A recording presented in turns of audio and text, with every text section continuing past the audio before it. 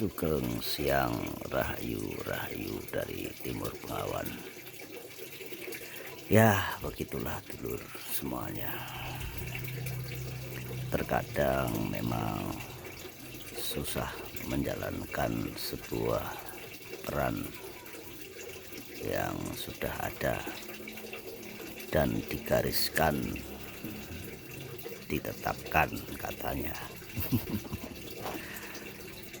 Tapi dulur semuanya, jika di barat sana, mungkin dari kedangkalan spiritual saya, jika di barat sana ada cerita tentang Freemason, ada cerita tentang orang-orang yang bisa berpikir bebas dan ditentang oleh kaum Abrahamik. Jadi seperti orang-orang yang berpikir bebas itu ditentang oleh kaum Abrahamik, di mana mereka lebih mengutamakan apa yang tertulis yang ada di sebuah kitab saat itu di Eropa. Tapi Freemasons ataupun Illuminasi ataupun apapun itu, mereka memang banyak dituduh ada hubungannya dengan Dajjal. Tetapi yang pasti, yang semestinya mereka itu berpikir bebas. Sehingga kenapa ilmuwan-ilmuwan pintar, penemu-penemu canggih itu mampu menemukan secret, sebuah rahasia, maka mereka menciptakan sebuah perkumpulan atau organisasi yang dinamakan Secret Society. Dengan pemikiran bebas mereka mampu menemukan apa yang dimaksud dengan secret of universe.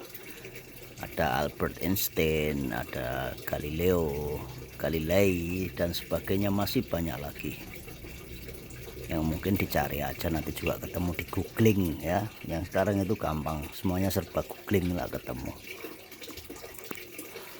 Tapi dulur, mereka orang-orang yang berlogika, yang menggunakan logikanya. Sedangkan yang mereka takuti adalah Nusantara. Nusantara ini orang-orang yang logikanya tinggi dan egonya bisa rendah serendah mungkin saat itu, saat ajaran Budi itu ada. Nah, dengan logika yang tinggi dan ajaran Budi yang serba welas asih itu ada, maka nenek moyang leluhur kita dulu mampu menciptakan mental system, di mana mental system itu bisa mengikat yang namanya ego. Nah, orang-orang Illuminasi ini takut sama Nusantara, di mana kita itu mempunyai logika yang tinggi, yang bisa menciptakan, yang bisa membuat, yang bisa mempunyai ide, gagasan yang liar, yang luar biasa, tetapi mempunyai juga kekuatan-kekuatan astral.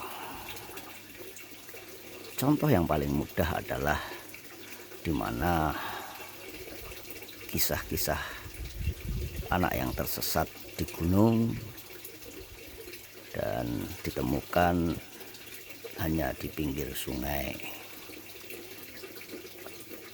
Itu adalah sesuatu yang mereka takuti, karena selain berakal logika yang tinggi, orang Nusantara ini mempunyai kekuatan astral yang luar biasa.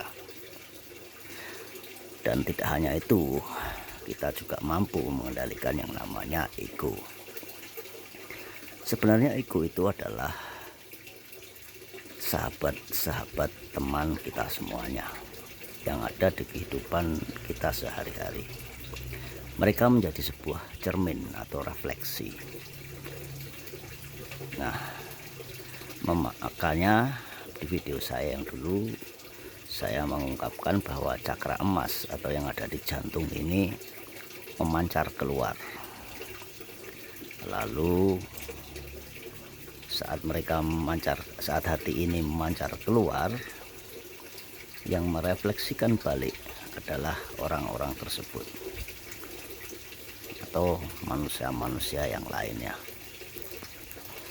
sehingga perputarannya akan ke cakra agna atau tenggorokan, di mana kita akan menjawab sesuatu yang kelihatannya menyinggung kepribadian kita.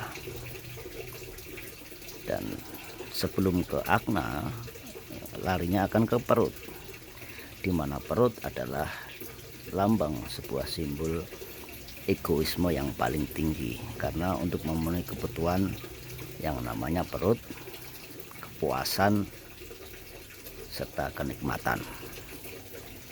Jadi cuma refleksi aja, reflektor. Cakra emas yang ada di jantung itu keluar mengarah ke sana, ke sosial membalikkannya ke kita, sehingga dimana ego itu bisa tercipta. Tidak dipungkiri kita masuk dalam peradaban baru, di mana peradaban baru ini menuntut, menyadarkan kita akan sebuah ilusi dan mencari kebenaran yang hakiki, makna dari sebuah arti kata hidup. Hidup kalau orang Jawa bilang sifating Allah, sifating urip kang uripi, yang berarti adalah belas kasih dengan sesama, tanpa ada embel-embel a i u e o, a a a i u e o. Begitu dulur. Nah, seperti yang saya katakan di video saya yang emergency, bahwa kita terdiri dari sukma, raga, jiwa, dan nyawa. Nyawa adalah lem atau perekat antara sukma dan raga. Nah, di tahun-tahun ke depan, siapakah yang harus merawat nyawa ini adalah tanggung jawab dari tempat yang kita diami. Jika kita punya pimpinan, ya pimpinan itu bertanggung jawab atas nyawa kita, karena nyawa berhubungan dengan darah, berhubungan dengan kebutuhan hidup. Nah, jiwa serta sukma kita itu adalah tanggung jawab pribadi kita masing-masing.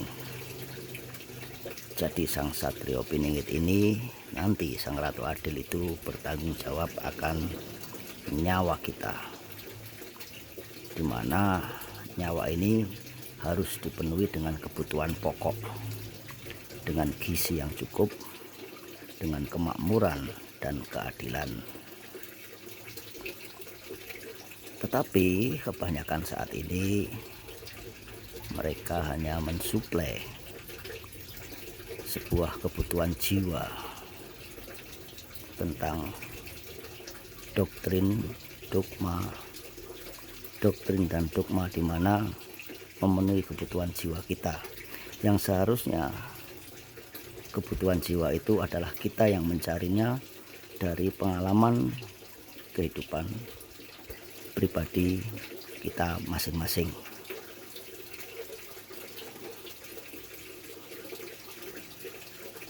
Jadi gitu ya dulur. Rahayu dari Timur Pengawan. Saatnya alam bergejolak, saatnya alam tensinya meninggi, saatnya istirahat sang panglima. Di video saya sebelumnya, sang panglima astral istirahat. Sekarang sudah saatnya makan siang dan kembali